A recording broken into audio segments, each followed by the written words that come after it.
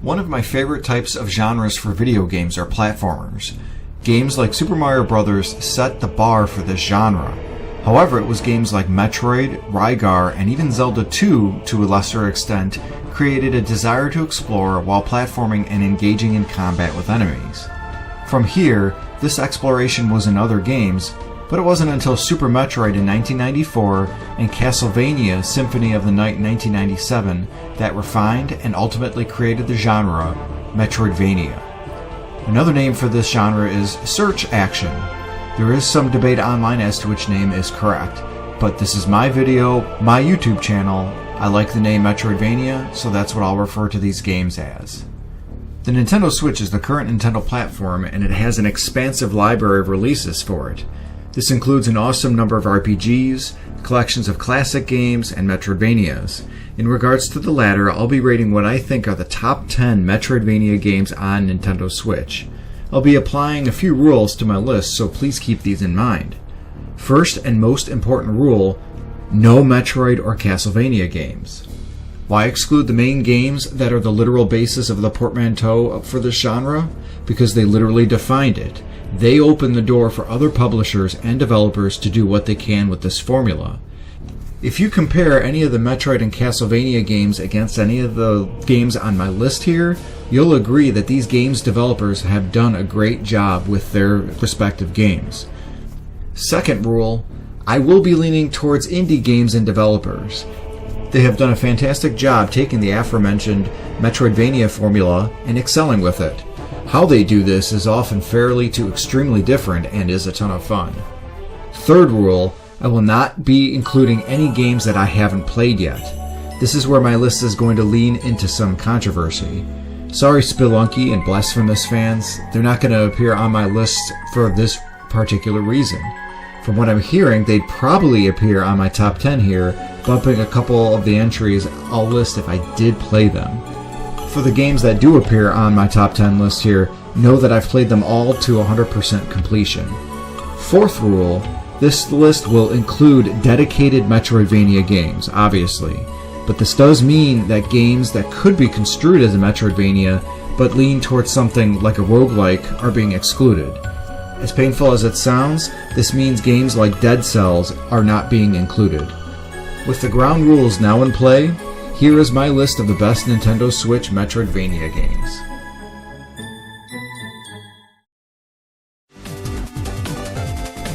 Honorable mentions, Blaster Master Zero and Ori and the Blind Forest. These are good games, but I just felt that they weren't great. For Blaster Master Zero, this was a clear upgrade from the original NES Blaster Master game. It adds in a cohesive story based on the Japanese version of the original NES game's plot, encourages exploration in areas that I wouldn't have even bothered in the original NES game, and the overall gameplay was a lot smoother than the original. Why isn't this in the top 10? It only includes a remastered version of Area 1's music, whereas all the other stages have their own original soundtrack. These are fine, but the NES game's tunes are absolutely fantastic, and it's to the new version's detriment that they aren't on this remaster.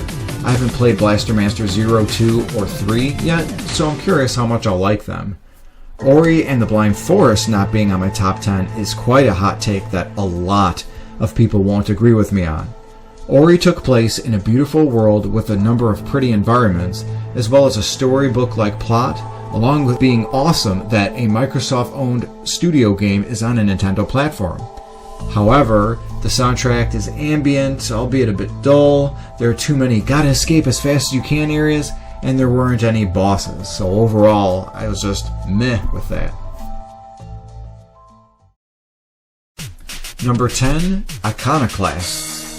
This game is set in a post-apocalyptic world with a story and characters placed in said world with religious dogma that impacts the various characters' behavior. Even with the setting, there is a lot of humor peppered, which helps to keep the story light at times. You play as Robin, a semi-silent female protagonist who is a mechanic in a world that looks down on those that fix mechanical issues without authorization to do so. The characters themselves are given a cute, pixelated aesthetic that allow for expressive emotions that help to tell the story well as it progresses. It gets a bit crazy, especially with an endgame twist as to who the real bad guy is, but it's decent nonetheless. The game has good combat, albeit it leans more into puzzles, as well as with some puzzle-based bosses. The graphics are modeled after 16-bit SNES style, though the color palette is vibrant as expressed through the different environments that Robin traverses. The music in it is decent, although I don't recall too many bangers in it. Iconoclast is still a fun game that's worth a playthrough.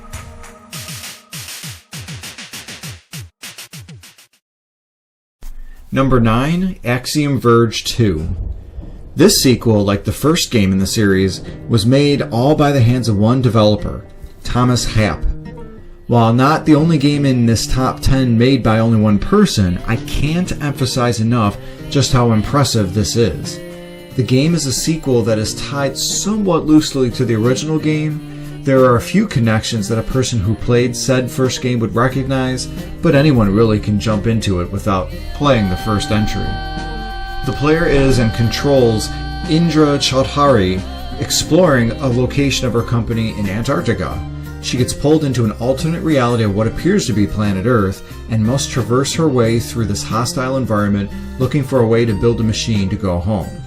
Instead of pulling a lot of inspiration from Metroid games like the first entry, Axiom Verge 2 pulls gameplay elements from Zelda 2 with the side view swordplay with axes and swords, along with projectiles like boomerangs, as well as cross-dimensional traversal like in Zelda 3's Link to the Past. Combat is snappy with smooth platforming. Traveling and then exploring different dimensions is a lot of fun, and the story is quite interesting. The music in the main world has an Indian Arabic vibe with some voice samples pulled from Lebanese-American singer Mesa Kara. When going through the different dimensions, the music has a techno chiptune catchiness that mirrors the first game's great soundtrack. Axiom Verge 2 is not without its flaws though. There may be a couple spots that an online guide or walkthrough is required, as it can be easy to get lost or backtrack constantly in hopes of discovering something new. Additionally, there are only a couple of bosses that are required to fight. Most of them can be avoided by just walking right by them into the next room. While not as good as the first entry, Axiom Verge 2 is a great game and a worthy playthrough for fans of the first game and the genre. Number 8, Time Spinner. When first playing this, I felt that aesthetically it looked like a GBA Castlevania game, though of course not looking too dark like Circle the Moon or too bright and washed out like Harmony of Dissonance. The environments themselves are varied and detailed, and Time Spinner does a great job of distinguishing between how different each of the times look once the time travel aspect is implemented. For example, the past looks bright and colorful with more plant life, whereas the present is cold, dark, and more technological where applicable. Time Spinner stars Lunai, a young woman able to spin time as taught to her by her tribe. She controls magical orbs she uses as sword-like weapons to defend herself. She has the goal of vengeance against the empire of her time period, as they slaughtered her mother and tribe. As the story goes on, themes of matriarchy versus patriarchy as they relate to leadership and love permeate within the game. With a number of potential endings as well, the game's strongest aspect I felt was the story, although gameplay was at a close second. Like any good Metroidvania, the player is rewarded for their exploration by additional power-ups and ability to make Lunai stronger overall. The music is more ambient, but beautifully matches the environments. I felt that Time Spinner overall doesn't get enough attention, so I definitely recommend playing through this game.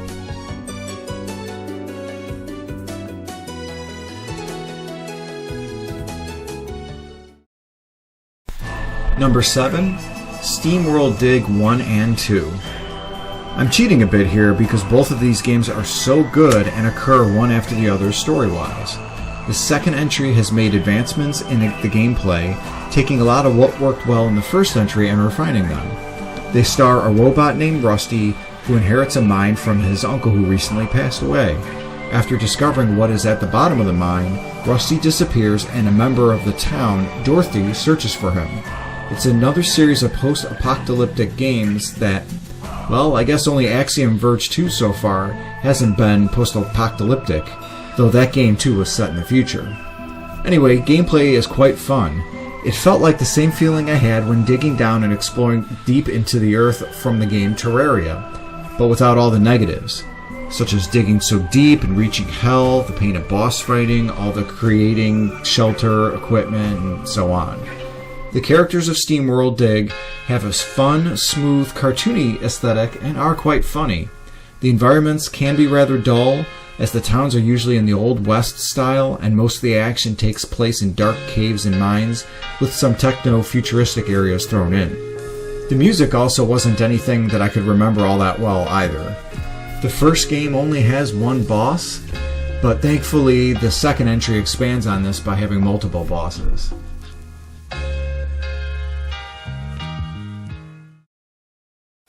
Number 6, Cave Story Plus. Surprisingly, this story is not based in a post-apocalyptic world. Instead, Cave Story gets the honor of being one of the first indie Metroidvanias. The game was developed in its entirety by Daisuke Amaya for 5 years and released in 2004. Since then, it has been ported with additional graphic upgrades, which is what the version on current consoles and Steam has. The player stars as a silent boy robot protagonist with amnesia. As the story progresses, he finds a village of cute rabbit people that he vows to protect. It can get surprisingly dark, with some characters falling victim to the primary antagonist, as well as others dying when they could be saved if the player follows the story a certain way. It's not implicitly stated on how to save these characters. If you're interested in doing so prior to playing, I recommend finding a reputable walkthrough to ensure you're following the correct steps. It took my third playthrough to do this correctly. The gameplay itself is fantastic. The player is given a gun that can be upgraded up to 3 levels if defeating and obtaining energy crystals. Be warned though, if damaged by enemies, these upgrade levels decrease. More guns and other resources are gained through exploration as the game progresses as well. The music is great too, featuring catchy tunes for the various worlds, as well as memorable themes for the story events and characters as well.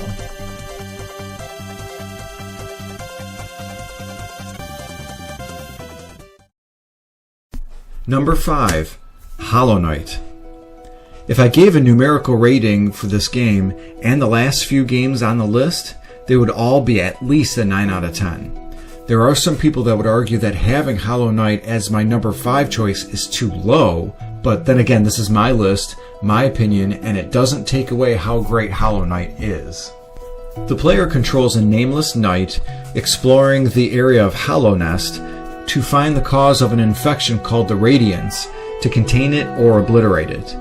Hollow Nest was once a thriving kingdom, but now it is in ruins as the infection festered and removed the rationality of the minds of its citizens. The story is given sparsely, but it is enough to drive the player to find out more of what happened. Exploration is fun and interesting, as the knight traverses many different environments not normally seen in other Metroidvanias. The music is ambient and beautiful, more like a trusty companion as the player traverses through Hollow Nest. The gameplay is fantastic, as the knight uses the nail, a sword-like weapon, for combat. Charms can be equipped to enhance various attributes like combat, exploration, magic power, or the like. The characters and enemies feature a wonderful hand-drawn art style that help to accentuate their movement and interactions. The environments themselves are detailed, though I felt as the game went on, tended to get a bit on the dull and monochrome side. This is due to later areas in the game being deeper into Hollow Nest, where these types of environments do match where the player would be at in the story. This game is also challenging. Quite challenging, in fact. One of the best aspects of the game is the tightness of combat and controls. This means that if you die, you know it was your fault and can hopefully learn from your mistakes. Because of this, at no point is the game really unfair. This game is usually less than $20 on the Nintendo eShop, and sometimes it goes on sale. So if you haven't played it or picked it up yet, I highly recommend doing so.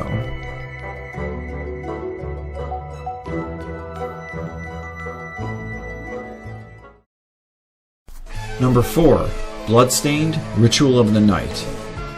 Having this game up so high on the list, one would assume this would be the PS4 or PC version of the game. It was straight up broken when it first released on the Switch. Thankfully, updates have greatly improved the performance. Do note though that it is still only 30 frames per second, and there are parts of the game such as the Tower of Twin Dragons where it slows down noticeably. I still recommend playing this game if you can, though you should do so on a more streamlined system for better performance. This game is a spiritual successor to Castlevania Symphony of the Night. This is important because it was this game that added the Vania to the literal Metroidvania genre. Development was led by former Castlevania series producer Koji Igarashi. Like many of these indie games, it started its life as a Kickstarter project, and it wasn't until 4 years later in 2019 where it finally saw release. The story stars protagonist Miriam as she is on a quest to stop her friend Jebel from enacting revenge against the alchemists that experimented on them both. Symphony of the Night is a clear influence in nearly every aspect of the game, and that includes the story. When Miriam is ready to face whom she believes is the main antagonist, if she follows the correct steps, she can continue the story to end up facing the true villain of the game. This is similar to when Alucard faces Richter Belmont, only to find out that it was really the magician Shaft controlling Richter, and that Dracula, of course, was the true villain. Therein lies my main complaint with this game. It retreads too many ideas that Symphony of the Night had. Like, it's literally in the title Bloodstained, Ritual, and Castlevania Symphony, and both end with of the night. Bloodstained features exploration of a castle and has many areas very similar to Symphony, such as a clock tower, cathedral, and so forth.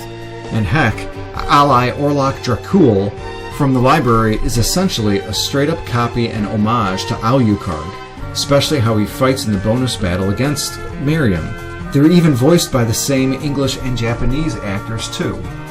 All of these similarities really aren't a surprise though, since Kickstarter supporters paid money for a game like Symphony of the Night, so I feel like they got their money's worth.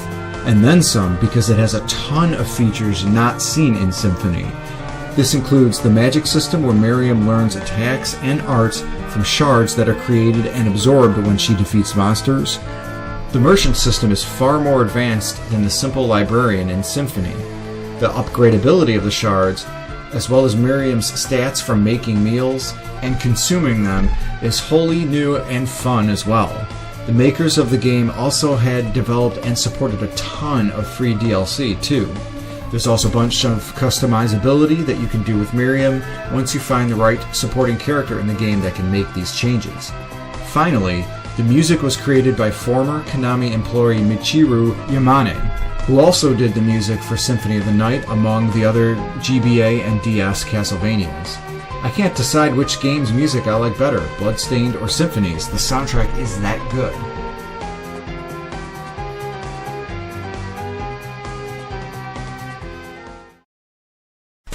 Number 3, The Messenger.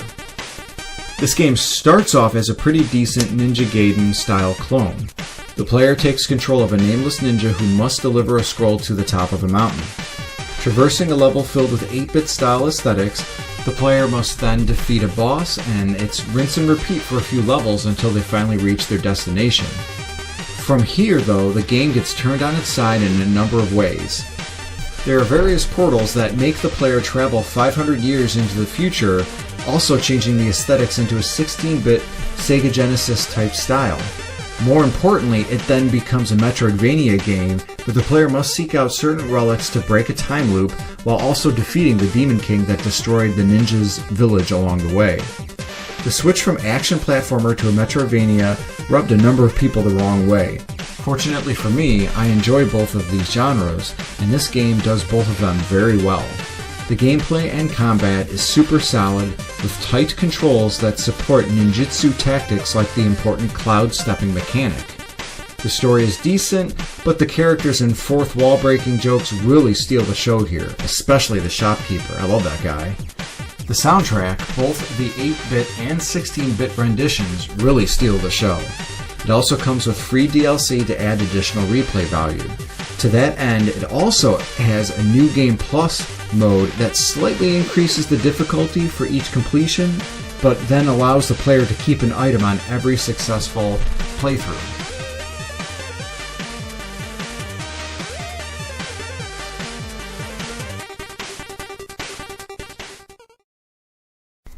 Number 2, Guacamelee 1 and 2. I'm cheating here again, lumping 2 games into one slot, but hear me out. Both games are so good but also so similar that in a way it feels like the second entry is a continuation from the first.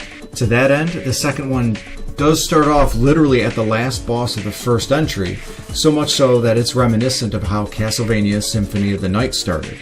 Both Guacamelee games are full of these kinds of references too, not just with Symphony, but a whole lot of other gaming franchises and sometimes even memes in general. The story of the first entry finds Juan Aguacate, yet another silent protagonist, out to save his love interest from an evil skeleton named Carlos Calaca.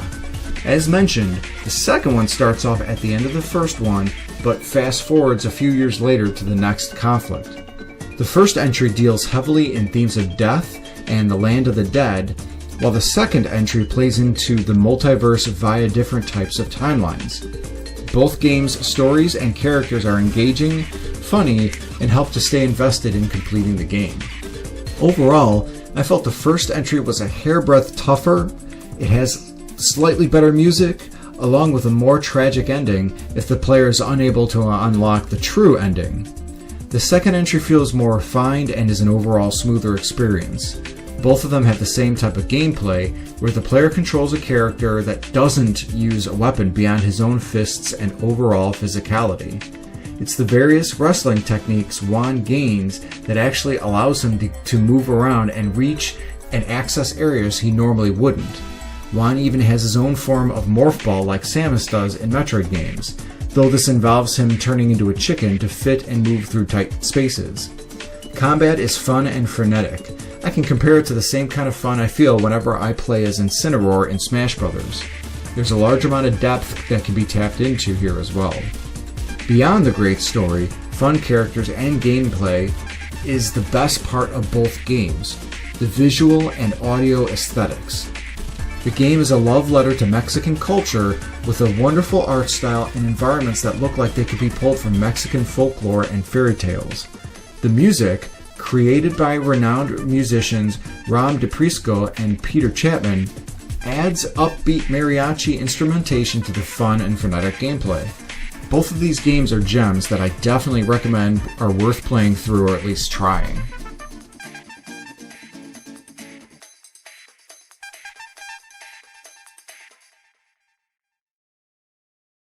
Number 1. Axiom Verge 1. I've separated this entry from its sequel because I felt the gameplay differed enough between the two. Also, while the sequel is a good game in its own right, Axiom Verge 1 is not only the far better game, it's also the best Metroidvania game that is not Metroid or Castlevania. At first glance, this game looks like it's a Metroid clone, but as the game goes on, the gameplay, weapons, and story itself make it deviate from the formulaic Metroid game. Like the sequel, this was also developed completely by Thomas Happ. When the player begins a new game, they start off as Trace, a scientist seemingly transported to an alien planet due to an experiment gone wrong. Having nothing but the literal clothes on his back, he finds the Axiom Disruptor, which is a high-tech gun with biological adaptation traits. As he progresses and explores the hostile planet, the story is revealed with a twist halfway through the game that subverts normal expectations. All I can say is that once I completed the game and was able to get the true ending, I was still left wondering what could come next. The game feels like a solid Metroid clone with curves thrown in with some of the weapons and upgrades that Trace gains. This includes the Address Disruptor, which seemingly corrupts the coding for enemies and platforms in the game to the benefit of the player. As the game progresses, especially in the latter half, some of the weapons that Trace obtains feel superfluous. This is especially the case if the player finds the flamethrower weapon, which puts all other weapons to shame. Exploration of the environments is great, especially if the player can find some of the breach pockets that challenge the player with tough enemies but with rewards such as health upgrades. The music is also absolutely fantastic. Call me crazy, but out of the games listed here in my top 10, Axiom Verge 1's music is by far my favorite. Number 2 would probably be the Messenger's soundtrack, and then number 3 would be Bloodstained. If you like Metroid games, Axiom Verge 1 is absolutely essential. If I did include Metroid and Castlevania games into this list of top 10 Metroidvanias, number 1 would still be Super Metroid by a very wide margin, number 2 would be Castlevania Symphony of the Night, but the number 3 slot would be Axiom Verge 1. It just checked off all the right boxes for me personally, almost like Thomas Happ made a game specifically for a Metroid fan like me. Thankfully, Nintendo made Metroid Dread, which hopefully is a sign that more 2D Metroid games are coming. But when I didn't have any of these, I still had Axiom Verge, and for that I am truly grateful. And that's my list for top 10 Metroidvania games, but without Metroid and Castlevanias. What are your favorite games in this genre? Let me know in the comments section. Also like and subscribe for more fun content. Thanks for watching and have a great day.